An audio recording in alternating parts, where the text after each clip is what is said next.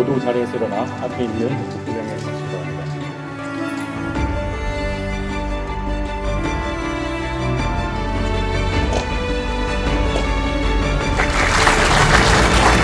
염원을 담아서 출범시킨 제 동포청에서 지구촌 한민족 공동체 구축이라는 국정과제 실현을 위해서 여러분들과 함께 일하게 된 것을 영광으로 생각합니다.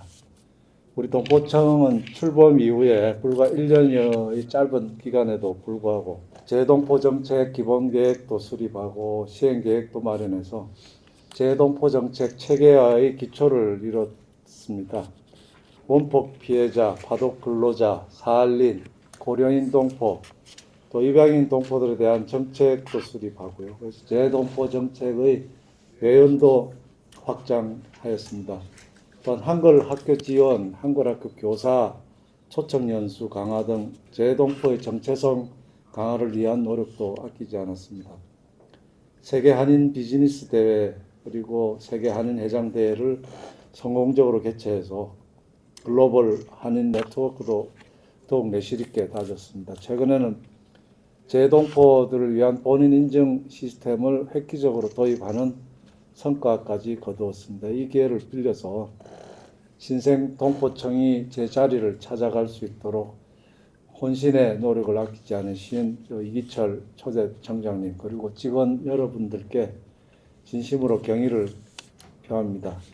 표면상으로는 재동포 숫자가 줄고 있다고 하고요. 반면에 재동포 국내 유입이 늘어나면서 그에 대한 또 업무 수요가 또 생기고 있고 그래서 또 그에 대한 대응을 더 이상 미루기가 어렵다고 듣고 있습니다. 그리고 지금 대한민국이 발전하고 동포 사회가 성숙해 가는데 소외되고 계신 동포들에 대한 보살핌도 필요하다고 생각을 합니다.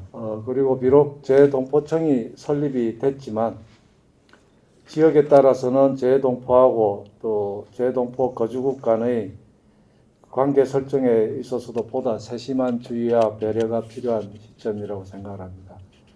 제가 재공간 근무한 몇 군데 나라에서 그런 문제들이 있어가지고 저도 현장에서 많은 애를 먹은 적들도 있습니다. 이런 문제들에 대해서 제 동포들께서 공감하는 방향으로 지혜를 모아 나가도록 하겠습니다.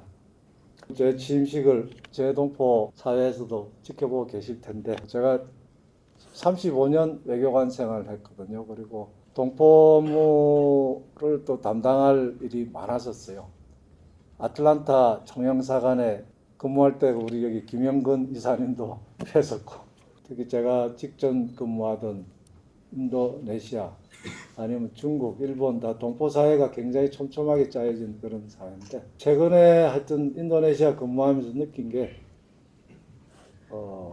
동포사회가 이제 더 이상 본국의 종속 변수는 아니라는 겁니다. 여기 아마 인천에 여기도 기록관이 있는 걸로 알고 있는데 우리 한민족 디아스포라라고 하죠.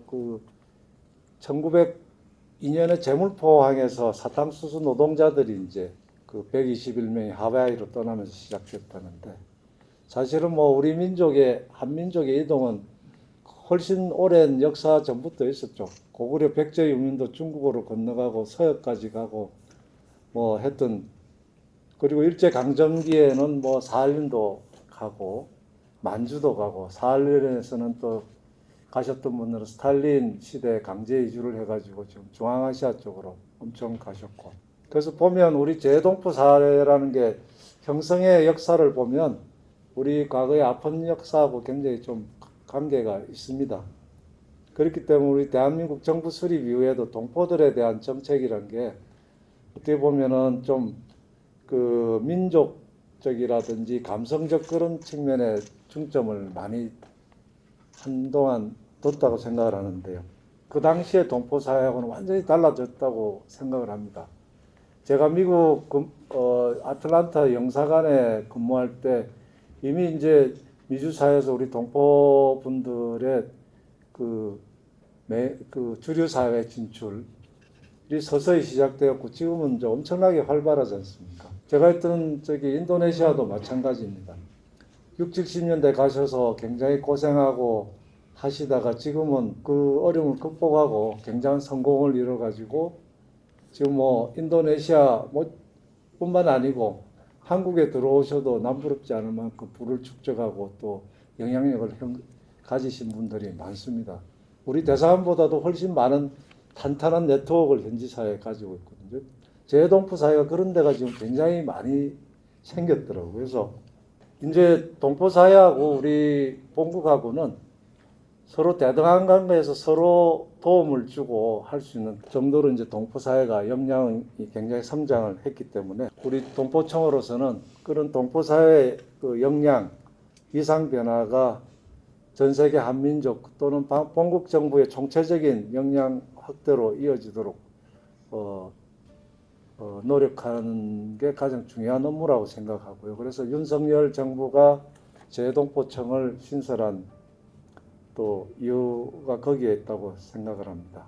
전 세계적으로 어려운 그 상황들이지만 이럴수록 재동포 사회 그리고 본국이 서로 머리를 맞대고 새로운 도약의 길을 또 솔루션을 찾아갈 수 있을 것으로 생각합니다. 저도 현장의 목소리에 귀를 기울이면서 700만 재동포들의 기대에 어긋남이 없는 동포청이 되도록 몸을 던지도록 하겠습니다. 감사합니다.